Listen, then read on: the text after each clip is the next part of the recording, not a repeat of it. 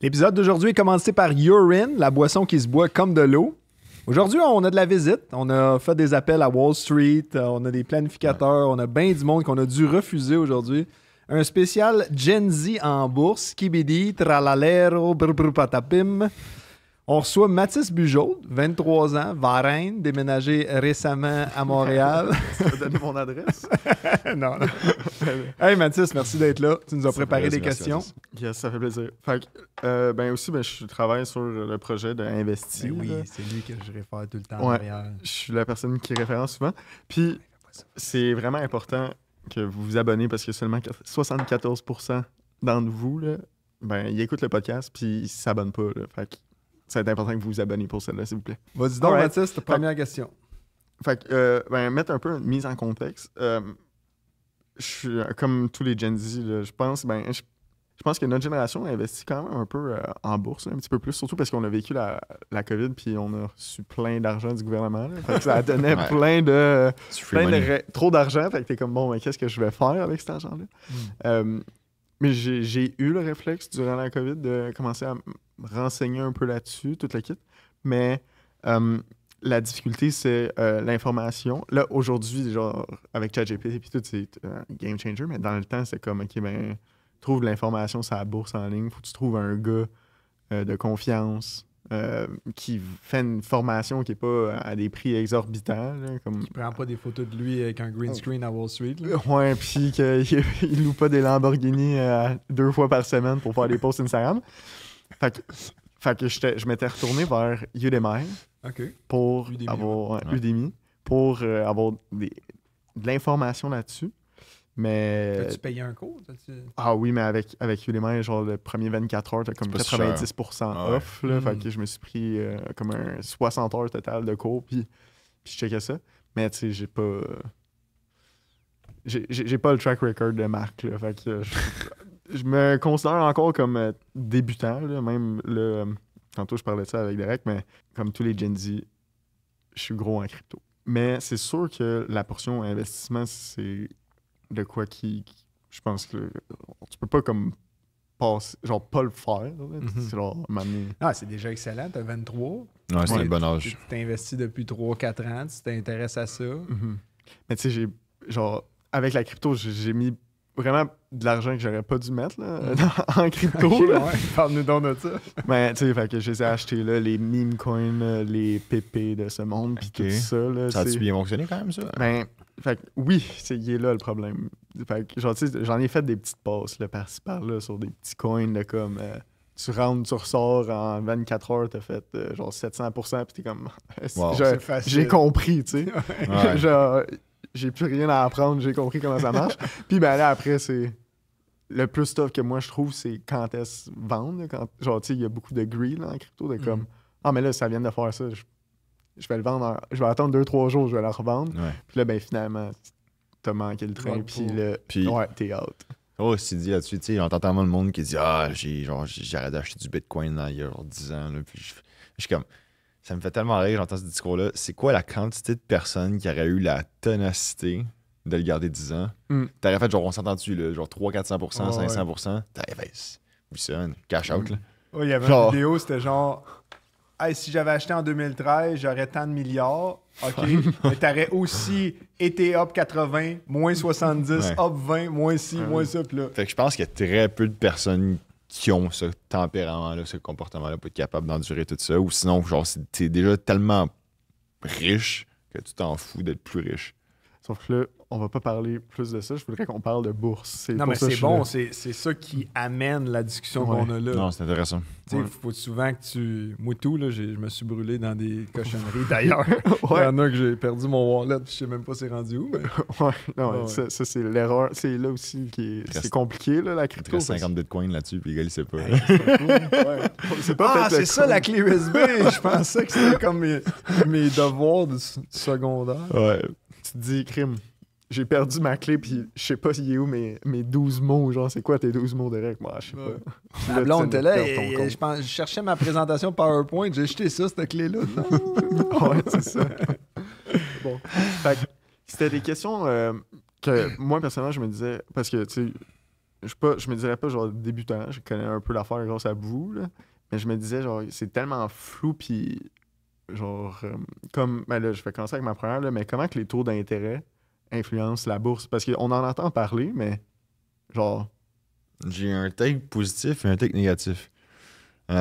Take positif, c'est qu'en tant que tel, si tu baisses tes taux d'intérêt, mais tu augmentes tes évaluations, fait que les stocks devraient monter. Mais l'autre danger, des fois, qui va arriver, c'est si tu baisses tes taux d'intérêt à cause qu'il y a un ralentissement économique, puis là, le monde, ils savent que la banque va baisser. Des fois, là, le marché peut commencer à baisser. OK? genre que c'est priced in déjà Non, mais d'avance, je vais te donner.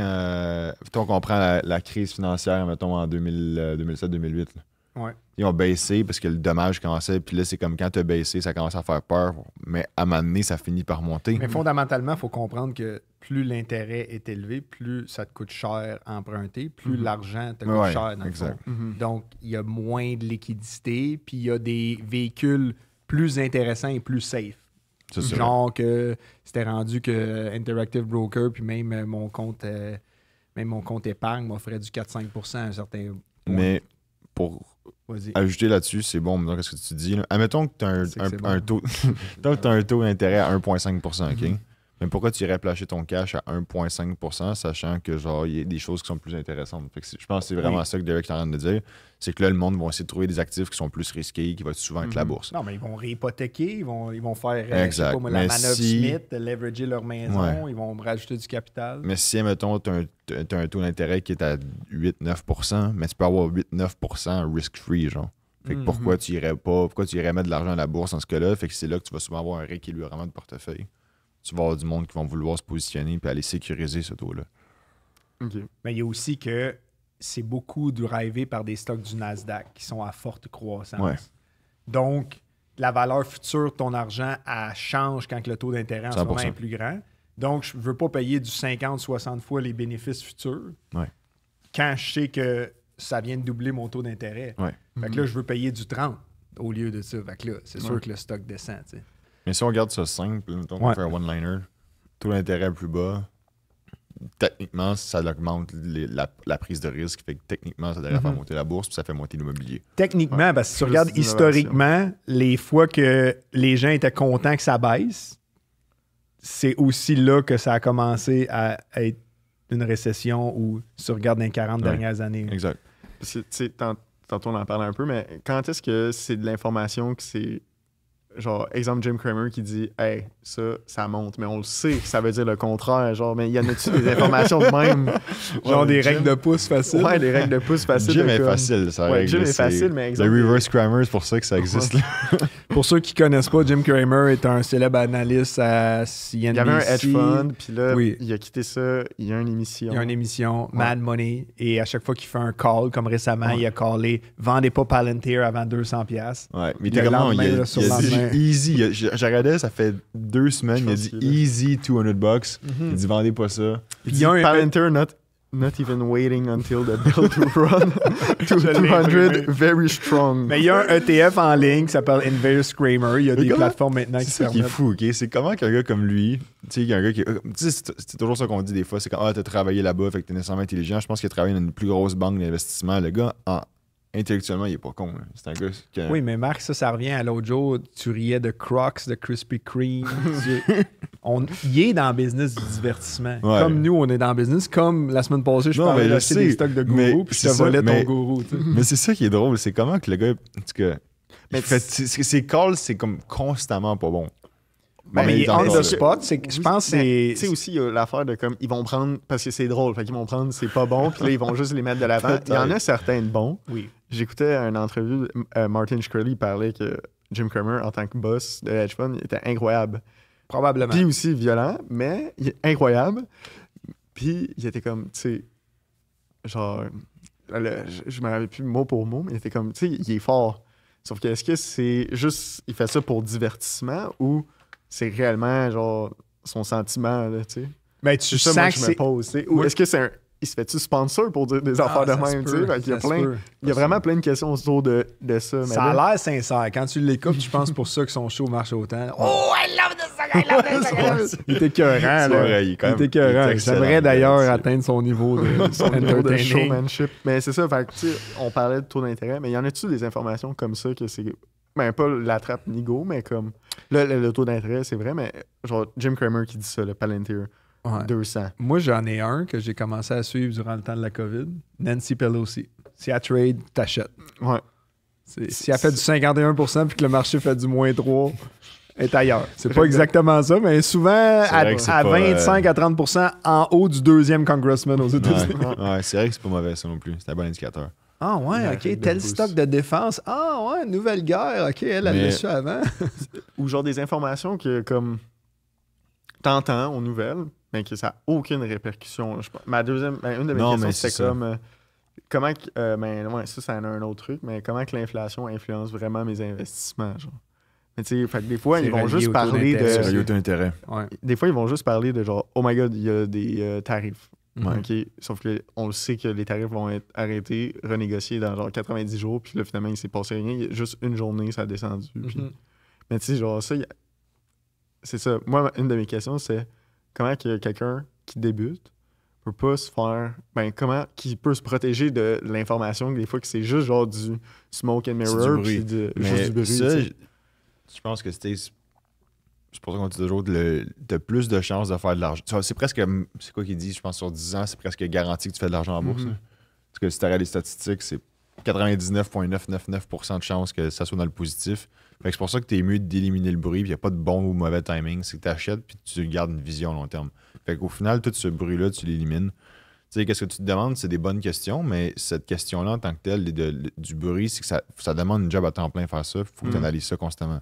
Puis ça, mettons, c'est qu'est-ce que moi je fais, ce que j'aime ça, puis c'est ça que je fais comme job. Mais en tant que tel, toi, qui as déjà une job, tu ne devrais pas avoir à te casser la tête nécessairement là-dessus. Tu devrais plus essayer de trouver quelque chose que tu es confortable comme compagnie, puis ton horizon de placement, c'est 5 ans et plus. Un fonds, un ETF. Exact. Fait que tu gardes ça simple comme ça. C'est la seule affaire qu'il faut faire attention, c'est le fear-mongering. Là, les journaux adorent vendre ça. Fait que quand ça commence à aller mal, t'es comme, OK, là, c'est la fois que c'est la fin du monde. C'est la fin du monde. Ouais. Les marchés vont crash. Puis c'est toujours comme ça. Puis la COVID, c'était... Je m'en souviens, là, genre, il y a pas mal de monde qui ont vendu, ce qui avait peur. Là, c'était comme, c'est la fin. C'est la fin. Moi, je pense que le meilleur move financier que tu peux faire pour éliminer le bruit, c'est diminuer ton temps d'écran quotidien. Si tu passes de 12 à 10, d'après moi, tes finances vont mieux. C'est fou. Moi aussi, je check ça plus souvent depuis qu'on a parti à investir. Puis à part d'écouter Investir une fois par semaine, je vous conseille de rien écouter. Et de vous abonner. C'est vraiment vrai. Même moi, mettons, qui fais du trading, j'ai remarqué, là, quand je passe trop de temps, ça diminue ma performance. Il faut que je fasse mes analyses, puis idéalement que je parte. Mais ça, c'est le meilleur exemple. Tu fais du trading. Tu devrais tout savoir. Non, trop, c'est dangereux. Ben, j'en doute pas. Ouais, j'imagine, genre, tu te laisses influencer, puis là, ben, ça te rajoute des paramètres. Fait que là, tu prends plus de temps pour faire des décisions. Non, mais c'est parce que t'es constamment en train de te recontredire ou de re-questionner sur toutes tes thèses, tes idées, tout ça. Puis à un moment donné, si ça vient malsain, là, c'est comme... c'est comme, t'as fait ton idée, voici l'output. Si ça fonctionne, voici qu'est-ce que ça fonctionne pas, puis tu laisses ça aller. Puis tu mets des ordres de limite. Moi, comme tu fais des ordres de limite, c'est une bonne affaire. Tu élimines les émotions. En même temps, quand t'es dans crypto, dans PP ou whatever...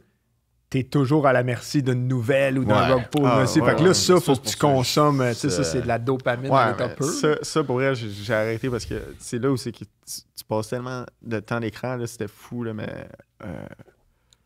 en début d'année, là, je passais du temps. Là, genre, je recevais des notifications sur ma montre, puis j'achetais ou je vendais, tu sais. Avec une notification. Ou sur la montre? Ouais, sur la montre en live. Je savais même pas qu'on peut faire ça. Ou avec tes lunettes Ray-Ban, genre, ils pensent que c'est entendu. Sur ma Garmin, genre, je recevais une notification de comme un ticker de crypto, là, d'un meme coin. Puis là, c'était genre, achète-le. Puis là, c'était là. Fait que des fois, à job, je prenais 3 minutes de pause, de break, puis genre, je faisais 80%. Moi, j'avais peur que tu développes des hémorroïdes. Là, il est longtemps aux toilettes. Non. Non, j'étais pas aux toilettes, j'étais à mon bureau parce qu'il fallait que j'aie mon écran quand même. J'avais besoin de mon ordi. Mais c'est ça. Fait que, genre, tout se passe sur Twitter, mais là, t'es comme... tout le temps avec ton téléphone. Mais une autre règle là-dessus, le raffinement pour les jeunes, c'est. Moi, je dis toujours dans. Pour les jeunes. T'as quel âge, ça, Marc, d'ailleurs? Non, je dis pas mon âge. Non, mais pour les jeunes. T'es sûr que j'avais peut-être quelqu'un à te présenter? Non, mais pour les jeunes. Je sais pas 45, pourquoi j'ai dit ça, mais c'est. Il y a une autre affaire, c'est une stat sur fois qui a été sortie par un broker en ligne puis qui expliquait que 60% des transactions qui étaient passées sur la plateforme, ça venait du cellulaire, OK? Oh. Mais le danger que ça, c'est que c'est trop accessible. Puis moi, mettons, j'ai pas accès à mes comptes de courtage sur mon cellulaire. OK. Juste. Mais c'est pour ça que tu vois des compagnies Non, mais comme, mettons, World Simple, qui a un taux de croissance exorbitant. Là. J'en vois souvent des posts sur LinkedIn. On a grossi de 500% au dernier trimestre. C'est une affaire de fou. Là, parce que le customer experience, le user experience est tellement bon. C'est tellement facile. Ouais. Là, moi, je l'utilisais dans le temps.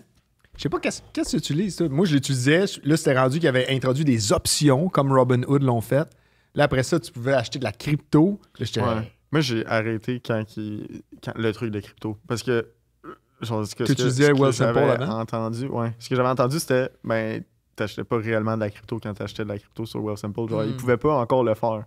OK, oui, je comprends. Fait que c'était comme, OK, ben, je vais juste acheter de la crypto sur un vrai broker.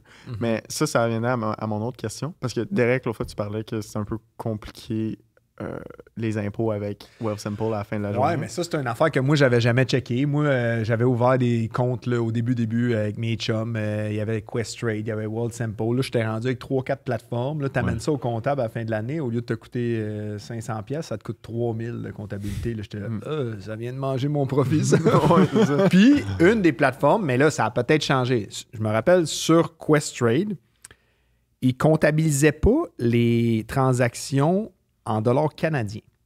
Là, mon comptable m'avait dit, OK, mais là, il faut que tu ailles retourner, exemple, au 16 mai, puis tu me dises le dollar canadien versus l'US valait combien ce jour-là. Là, j'allais sur le site du Banque du Canada, mais il dit, je peux te le faire, mais je charge 250$. Fait que, si tu veux-tu le faire toi-même? Là, je passais la journée à checker, parce que dans le COVID, tu n'avais rien à faire, je tradais pas mal comme un cave. Puis là, en plus de ça, mon bill avait triplé, quadruplé de comptabilité. Là, il m'avait dit, hey, trouve-toi une meilleure plateforme. Puis là, j'avais commencé à en utiliser encore plus. Finalement, je me suis arrêté à Interactive Broker. Puis ça, il m'a dit que les rapports, les T5, tout ça était parfait. Fait que ça, c'est un coût que tu sais pas quand tu commences. Que, il y a un fiscaliste ou un comptable qui va charger à 250, 300, 400$ de l'heure 10 heures de plus. Parce que tu as fait trop de transactions ou une plateforme que c'est compliqué à avoir les bons rapports, les bons slips. C'est vrai. Mais, Puis, exemple, ce matin, je voyais une vidéo que le gars, il expliquait. Ben, tu sais, t'entends dire Wealthsimple, c'est sans frais. Mais dans le fond, il y a plein de frais, tu sais, quand tu fais les swaps en crypto, quand tu fais ça. Il y avait un frais sur la devise. Il prenait un genre de 2-3%. Si tu achetais, il te permettait de mettre du Canadien, d'acheter en US. Mais il te le disait pas, mais tu n'achetais pas en US au vrai taux, comme une banque. Ouais, se prenait mais ça n'existe 3%. pas de frais. Ça n'existe pas. Ça, c'est toute de la fake publicité. C'est juste que c'est le frais de commission donc ils disent qu'ils ne chargent pas, mais tu as des frais près de spread, tu as plein d'affaires. Mais sur Questrade, ça coûtait comme 9,99$ faire une plateforme, faire une transaction. Mais là, mettons que tu achètes, je sais pas moi, 100 actions à 2$, tu achètes une position de 200$, ça te coûte 9,99$. Il est là ton rendement. Puis là, quand tu le revends, c'est un autre 9,99$. Ouais. Là, il avait baissé à 4,99$. Là, moi, j'avais dit 10% juste pour le oui, c'est ça. Ce que j'aimais d'Interactive Broker, puis là, j'ai de l'air d'être un affilié, mais j'en suis pas un, c'est que des fois, je faisais des quand même grosses transactions. Je payais 2$ de frais, mais sur une transaction de 25 000$. Ouais.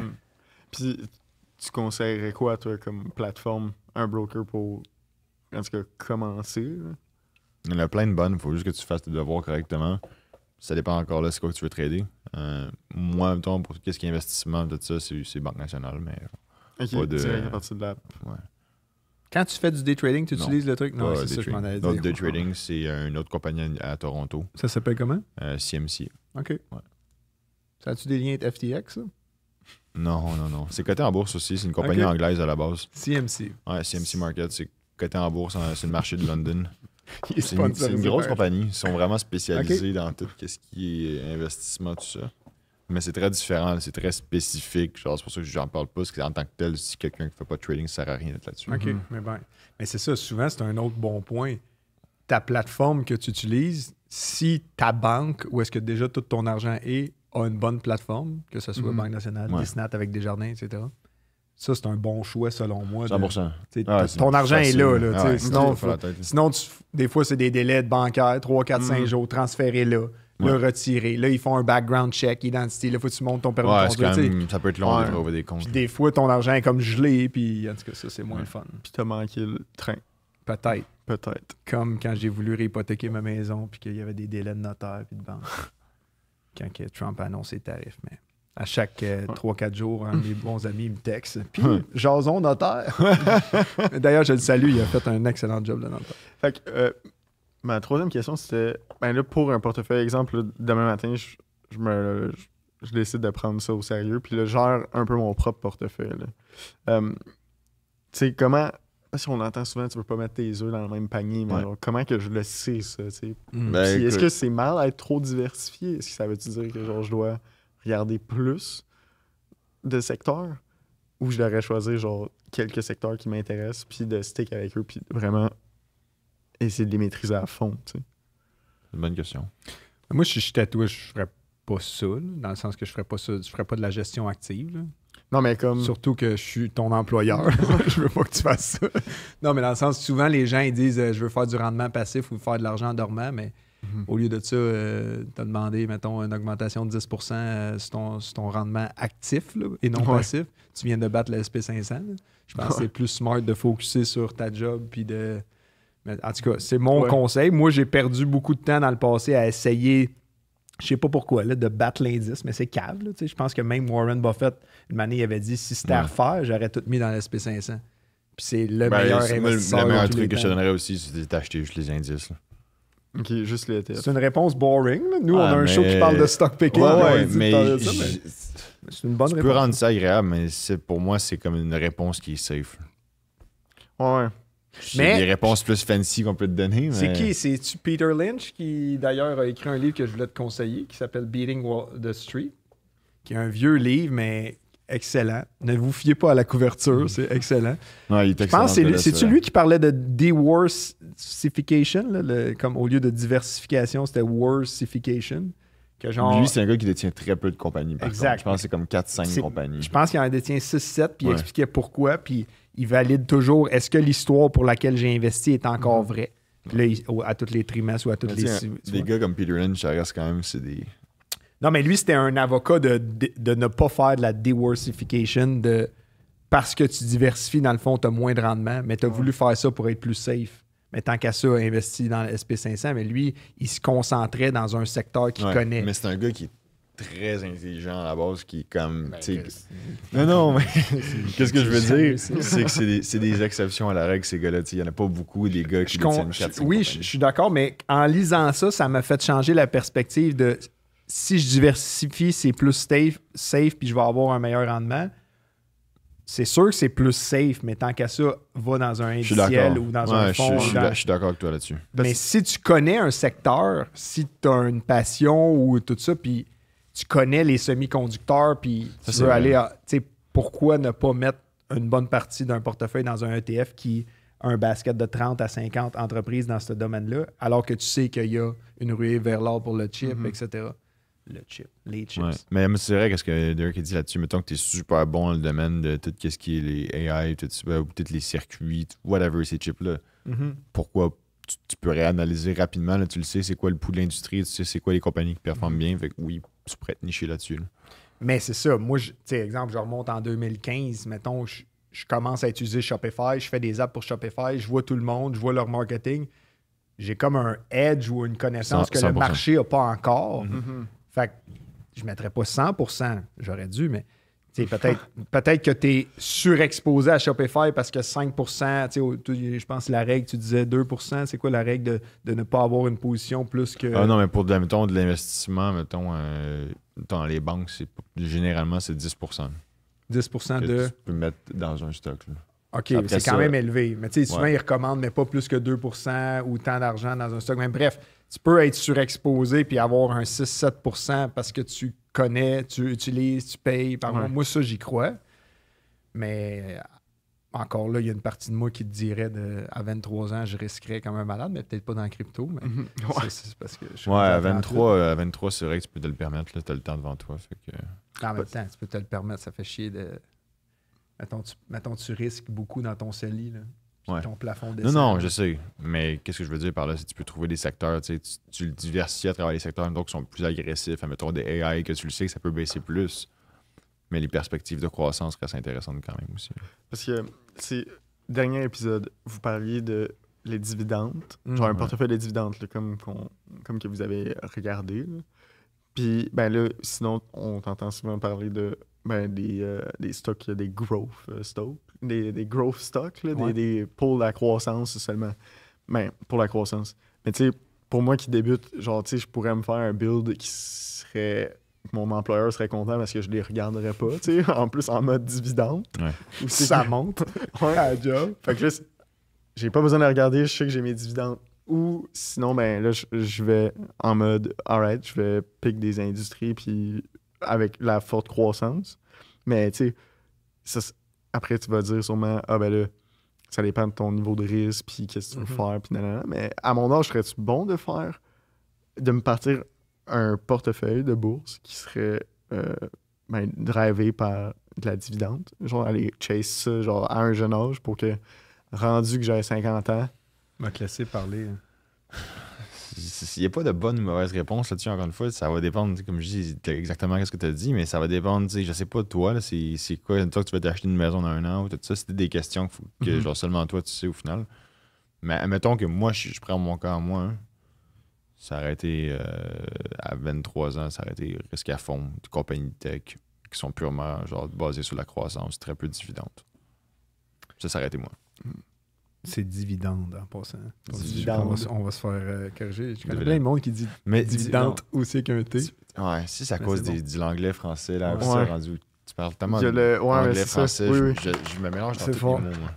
Je partage la même chose que Marc, je pense. J'investirais sûrement pas dans des stocks individuels, j'investirais dans un ETF comme le QQQ qui réplique le Nasdaq. C'est probablement ça que je ferais. Puis, OK, mon autre question, tu sais, vous en avez un petit peu parlé dans l'autre épisode, là, mais en gros, là, quand il y a des rapports, là, genre exemple sur que tu peux trouver facilement genre sur Yahoo pis tout, qu'est-ce que j'aurais regardé genre quand que je fais une espèce d'analyse fondamentale? Ben, c'est une croissance, des revenus. Tu veux voir si la compagnie est dans la bonne direction. Deuxièmement, tu veux voir si la compagnie a des marges qui sont stables ou grandissantes. Troisièmement, je dirais que tu veux voir si la compagnie n'a pas trop de dettes, fait que la compagnie est capable de payer ses dettes. Ça, tu peux le voir d'habitude dans les... tu peux voir si elle émet de la dette ou elle rembourse la dette. Tu peux le voir dans le balance cash flow statement à la fin. Tu as 3 états financiers. Tu as ton financial income, tu as ton bilan, puis après tu as l'autre, le cash flow, l'état des flux de trésorerie. Dans celui-là, tu peux voir si la compagnie émet ou achète de la dette ou paye la dette. Fait que tu peux regarder ça là-dedans. Puis après ça serait les multiples d'évaluation. Price earning, price to sales des fois aussi. Puis après la compagnie, l'argent, fait que l'équité de la compagnie, c'est quoi le rendement qu'ils génèrent là-dessus pour savoir si c'est des bons gestionnaires. Avec ça serait le ROE, Return on Equity. C'est souvent ça sur les sites de finance en ligne. Puis je dirais que c'est déjà une bonne base, ça, aussi. Ouais, parce que le ROE, c'est comme si j'investis 1 piastre dans un projet d'investissement, combien ils sont capables de générer de scène avec cette pièce-là. Puis ça, c'est sûr que pour n'importe quel business, c'est crucial. Est-ce que tu le redonnes aux actionnaires ou tu investis dans une croissance future, tu achètes un entrepôt, tu achètes un autre business, etc. Moi, je sais que le marché est beaucoup influencé par les guidance, les projections futures, le futur cash flow. Vraiment important sur ça, c'est quasiment juste ça ou presque qui bouge le stock. Là. Dans 12 mois, combien de profits ou c'est quoi la croissance. Une règle de pouce que j'ai appris assez tôt, c'était oui, un stock peut se trader à 50 fois ses bénéfices, mais est-ce qu'il grandit plus ou moins à 50% par année de croissance? Puis si oui, ben, ça fait du sens que ça se trade à ce multiple-là. Mais si tu as une croissance de 20% et tu trades à 60 fois, ça, c'est une règle de pouce. C'est pas toujours vrai, évidemment. Non, j'ai déjà entendu, moi aussi. Surtout dans un domaine comme Palantir qui est basé plus sur un multiple des ventes que sur des bénéfices. Mais ça, je checkais ça. Au même titre que j'ai checké ça avant d'acheter du Crocs. 28% annuel dans les 5 dernières années. Ça trade à un multiple de 20. Fait que je me suis dit, il y a quand même un petit play ici. Vas-y, Mathis. Puis l'autre truc, c'est Là, exemple, là, genre, demain, là, je me pars mon portefeuille, là, officiellement. Là, ça vient de descendre, là, fait que j'imagine que ce serait un bon temps d'acheter, là. Mais comment... Qu'est-ce que j'aurais regardé, genre, parce que un de mes problèmes, c'est comme genre, je paralyse parce que genre, je l'analyse, puis je suis genre, OK, c'est-tu un bon moment de l'acheter, cette affaire-là, tu sais? Genre, je veux-tu m'en mordre les doigts? Parce que souvent, tu feels que comme, OK, quand j'achète, ça descend, puis quand que je veux vendre, ben Chris... Ça monte. Ouais, c'est ça. C'est à cause de toi. Ouais, c'est ça, c'est de ma faute, genre. Ouais, ça, c'est comme, on avait une anecdote, Anto, il a acheté, je me rappelle plus quoi, au bureau. Le le- SPY. Il a acheté le SPY, genre 2 actions. Là, une affaire, pas un gros montant. Le lendemain matin. Une couple d'heures après, pouh, ça tombe. Ouais, c'est ça. Les tarifs ont été annoncés. Là, j'étais là, s'il arrive à notre table, faut changer de table. Fait que, Tu sais, ça m'est infecté. tu sais, moi, je c'est sûr- pense c'est sûr, il y a que de quoi, là.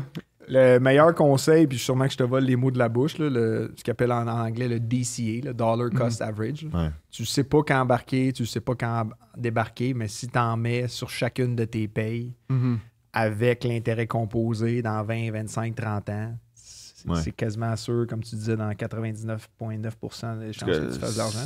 À 100% sur 30 ans, pour être honnête. Là, mais... Ah ouais, c'est 100. ok. Ben là, Mais s'il y a un problème, je pense pas que c'est Ouais. 100 mathématiquement, mais c'est sûrement proche de ça. d'être dans les très, très chiffres loin de la virgule, mais en tout cas, si dans 30 ans, le marché boursier est plus bas que le marché actuel, là, il y a un sérieux problème. Ben, ça, c'est souvent, mettons, tu sais, mes parents, là, tu sais, mon père a perdu beaucoup d'argent en bourse, fait que ça a eu un énorme impact psychologique chez ma mère. Puis elle me dit tout le temps, t'investis en bourse, c'est risqué. Je dis, maman, la SP500, c'est les 500 plus grosses entreprises aux États-Unis. Là. Si ça vaut plus rien, notre argent vaut plus rien. Là. Ouais, On retourne puis chasseur-cueilleur. là, tu sais, Exactement, je veux chasseur cueilleur. dire.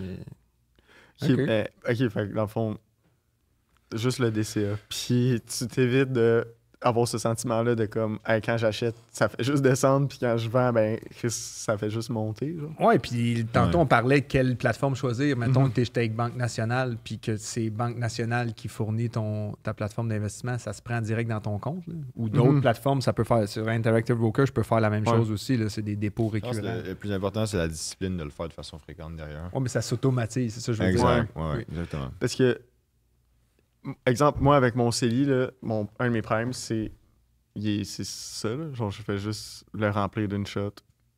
C'est fait. Un seul achat. Ouais. Ouais, OK. Moi, c'est correct, ça. Statistiquement, mettons, il y a des études que j'avais lues là-dessus. Mettons que on parle pas d'analyse de compagnie ou savoir quand le multiple est bon ou non, mais le meilleur moment pour entrer dans le marché, c'est. Il y a vraiment des recherches qui ont été montrées, c'était mieux d'acheter en one shot dès le début, jour 1. C'est Ok. plus payant de faire ça que, mettons, tu dis, je vais attendre, mettons, sur un espace temporel de 3 mois, puis je vais mettre 33, 33, 33. OK. C'est prouvé Ah ouais, c'est statistiquement. intéressant, ça. Fait que l'achat Ouais. par tranche. Ben, On le sait moins DCA, ça. c'est parce qu'à un moment donné, c'est sûr que tu peux pas. Tu as toujours de la nouvelle argent qui va rentrer dans ta vie. Ouais. Fait que tu vas en racheter, c'est normal. Mais admettons que tu es comme, OK, là, jour 1, j'ai 100 000 à placer. Ce que j'attends sur 3 mois, je le mets tout de suite. Mhm. Statistiquement, les études démontrent que c'est mieux de le mettre tout À de suite. moins d'être bad locké puis d'acheter vraiment au temps. Non, mais Ouais. c'est ça que tu as peur, dans le fond. C'est pour ça que Oui. tu fais des Mais achats ça, par il y a tranche. personne qui le sait, c'est quand que ça s'en vient. Mais si Non. tu fais un truc safe comme on va dire le SP500, Ben, mettons qu'à l'inverse, moins de temps. t'achètes là, puis 2 mois plus tard, c'est rendu 20% plus haut. Puis là, t'es comme, tabarnak, Hmm. tu sais, Tu n'as pas mis assez, c'est ça Ouais. que je veux dire. Ouais. pas savoir. Mais on sait que par contre, la bourse, elle est skewed sur l'upside. C'est quoi ton Ouais. budget que tu veux allouer à l'investissement? Parce que là, tu es rendu en appart. Ouais, Tu habites plus a dans le sol de changé. tes parents. Honnêtement, il faudrait que. J'ai pas encore fait mon budget, là, je viens de déménager, mais genre, il faudrait que je fasse mon budget pour voir combien je peux me permettre d'investir. Là. Moi, je te pose cette question-là parce que ça change un peu la réponse Mhm. de, tu sais, si c'est 20$ par semaine versus si, hey, j'ai 5000 de lousse là, tu sais, ça revient à ce que tu dis. Tu l'étales-tu, tu le mets-tu tout de suite? Qu'est-ce que tu fais? Hmm. Moi, je pense que. Ouais, moi, j'irais avec. Réalistiquement, là, si tu es capable de mettre, mettons, 50$ par semaine, 200$ par mois, tu es sûrement capable de mettre plus que ça. Tu n'as pas tant de dépenses. Là. Non. Les petites soirées buvettes avec du vin trop cher, là, tu peux slacker. Là. Mais ouais, puis là, en plus, je vends mon Trop véhicule cher. vu que je suis à Montréal. Fait que là, ça vient de c'est bon, débloquer 400$. Il dit, hey, je vends-tu mon véhicule puis je m'achète-tu un nouveau driver? Je dis, ben, financièrement, c'est cave. Mais si ça te rend heureux, ben, tu pourrais peut-être acheter pas de driver puis investir, on sait pas. Sauf que j'ai un Callaway Big Bertha des années 90. Il me faut un nouveau driver. Là. Je me suis d'ailleurs renseigné sur le stock de Callaway quand il me parlait de ça. Changé de nom, c'est rendu Top Golf maintenant, Top Golf Callaway. Pas une super bonne performance. Ça a été un énorme boom durant la COVID. Tout le monde commençait à jouer au golf. D'ailleurs, sûrement que Mathis a commencé là. Top Golf Callaway Brands Corp. Je peux peut-être parler trop vite. Quasiment 20% up depuis le 1er janvier, mais si on regarde les 12 derniers mois, là, un down de 20%. Je ne sais pas pourquoi je parle de ça, mais surtout, dans les 5 dernières années, down de 50%. Moi qui connais le golf, je pense que Callaway a un peu moins la cote que TaylorMade. Ça va pas bien, en tout cas. C'est surprenant. As-tu d'autres questions, Mathis, avant qu'il nous crisse dehors du studio? Pour revenir sur les gourous que Marc adore, aurais-tu des conseils pour éviter de se laisser influencer par les gourous? Là, je pense, durant le temps de la COVID, c'était, surtout en crypto, c'était genre, oh my god, c'est sûr ça crash, ou ça monte, c'est bullish à fond. Mais tu sais, ils ont tout le temps la manière de t'accrocher d'une certaine manière. Ouais, je pense qu'il faut faire attention aux trucs qui sont trop extrémistes. Là, genre, quelqu'un qui te dit une opinion, qui te partage son opinion, mais toujours avec genre un certain double regard ou genre un questionnement ou genre, tu sais, c'est comme, ouais, mais ça pourrait arriver ça. Puis c'est aussi, je pense que c'est pas mal plus, c'est mieux d'écouter ce style d'opinion-là, généralement. Là. Quelqu'un qui est comme, c'est all-in, ça s'en va dans cette direction-là, ou ça s'en va à c'est garanti. To the moon. Ouais. C'est un peu, c'est vendre le rêve. C'est pas nécessairement vendre le rêve, mais c'est de plutôt aller chercher des clics. Tu avais une bonne question que tu nous avais écrite. Comment fixer des objectifs réalistes de rendement? Mettons que je te pose la question, Marc. Moi, je saurais même pas quoi répondre. Ouais, moi aussi, je lisais ça, puis j'étais comme, c'est une méchante bonne question, ça. Parce que sans genre, tu sais, c'est pas quand tu te sets, genre, whatever, un objectif ou tu espères avoir un rendement, puis là, finalement, tu l'as pas atteint parce que, genre, tu t'as pas la technologie, t'as pas de laser, comme dirait FDB. T'as pas de laser, t'as pas des milliers d'employés qui peuvent faire des analyses. Fait que, genre, comment c'était des objectifs, exemple, demain matin, là, je pars de mon... Genre, je le prends sérieux. Tu devrais pas avoir d'objectif de rendement en tant que tel, parce que tu sais jamais c'est quoi que le marché va te donner, OK, là-dessus. Puis, donc, si on parle je parlais de trading, ce serait très différent en tant que tel. Mais encore là, tu peux pas savoir non plus comment que le marché va réagir, OK? Mais je pense que le seul objectif que tu devrais avoir, c'est le combien d'économies que tu peux placer de côté de façon assez fréquente puis de façon soutenable. Je pense que c'est plus ça, le seul objectif de rendement que tu devrais te donner. Moi, je me mets des objectifs de... Là, ça a changé récemment avec l'émission, mais combien de temps je passe, combien d'argent je perds à pas faire d'autres choses pendant que je check ça, mettons, avec mes revenus actifs. Puis combien je suis meilleur ou moins bon que mes 2 conseillers financiers qui sont chez Industriel Alliance et chez BMO, que eux pourraient gérer à un frais de gestion qui est assez faible. Ouais. Je paye 1% de frais. Ouais. Puis c'est ça mon objectif. Je suis là, hey, j'ai-tu passé 7 heures dans ma semaine à checker ça à un taux fictif horaire dans ma tête ou un projet que j'aurais pu lancer comme une émission là, puis mon conseiller est meilleur que moi. Ouais. Là, je suis capable. Fait que là, quand je fais ça, j'y envoie un peu plus d'argent à lui. Je vends dans Interactive Broker, puis j'y en renvoie. Mais je pense qu'il y a beaucoup de monde qui aime ça regarder ça par eux-mêmes aussi. Oui, je sais. Ouais. C'est passionnant, c'est addictif, c'est une drogue, mais... Tu sais, c'est comme écouter la télé. Tant qu'à écouter la télé, t'es mieux de t'informer sur des compagnies, puis après, t'as de quoi dire aussi. Ouais, mais quand t'es rendu qu'en faisant un toast de tes enfants, t'écoutes un earning calls, c'est comme, OK, slack, là, tu sais. C'est ce que j'ai fait avec la compagnie Beyond. OK. Pas la viande. Non, pas la viande. Là, ça sent pas Bed bien. Bath & Beyond, Overstock rebrandé. Ouais, j'ai acheté ça. Devalue. Devalue. Mais c'est Marcus Lemonis qui est rendu CEO. Marcus Lemonis, qui était le président de Camping World, qui a passé à l'émission The Profit, qui a inspiré l'émission Nathan For You. Prenez des notes à la maison, c'est bien du knowledge que je vous donne. The Profit, c'est une émission que j'adorais. Le gars rentrait dans le business. Il avait toujours son process, people, c'est 3 P que j'ai oublié le dernier, product. Puis il fixait des business qui battaient de l'aile. Puis j'ai adoré cette émission-là. Fait que quand j'ai su qu'il était rendu CEO, je me suis dit, je vais juste prendre une position, m'intéresser. Mais là, j'étais rendu, c'est ça, je faisais à déjeuner, j'écoutais des earnings calls. Hey, arrêtez de parler, là, faut que j'écoute. Je suis là, je vais peut-être aller trop loin, là, je devrais peut-être step back un peu. Écouter l'earning call, c'est poussé. Là. C'est next level. Puis là, dans les derniers épisodes, là tu as mis le lien, of course, dans la description de ton GPT custom. Là. Mais ce serait-tu utile pour quelqu'un qui commence? Là, je sais que vous m'avez pas mal dit de genre, hey, achète des ETF. Puis... Mais est-ce que le custom GPT pourrait m'aider à faire des choix d'ETF qui... Au moins, je vais me sentir que je fais un peu de quoi, là, que j'ai pas juste choisi genre QQQ. Je pense que oui. Cet outil-là, moi, ce que j'aimais, c'est quoi les risques, c'est quoi les opportunités, qu'est-ce que ça... C'est comme agrège-moi les dernières nouvelles, peux-tu m'analyser les derniers résultats trimestriels ou annuels? Je pense que ça peut te faire une tête sur si tu es dans le long terme, est-ce que ce secteur-là, dans les 30, 50 entreprises qu'il y a dans cette basket-là, est-ce que ça fait du sens? T'sais? Parce qu'il faut tout le temps que tu checkes, si tu achètes un ETF, il y a une certaine pondération. T'sais, toi, tu penses peut-être que le ETF des semi-conducteurs est juste bougé par NVIDIA, ce qu'on pense, mais NVIDIA, c'est peut-être 7-8% maximum du ETF. Mettons SMH. Je ne sais pas exactement.